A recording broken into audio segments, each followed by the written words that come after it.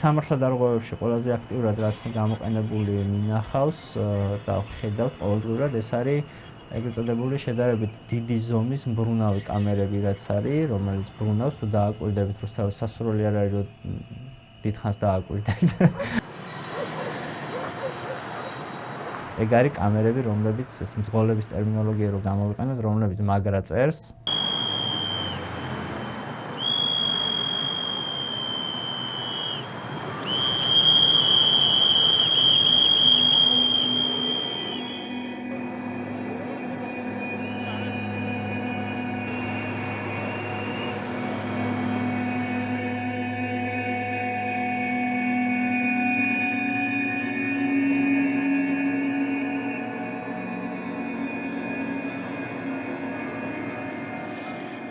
იდენტიფიცირება როგორც წესი ხდება პარლამენტის მიმდებარე ტერიტორიებზე.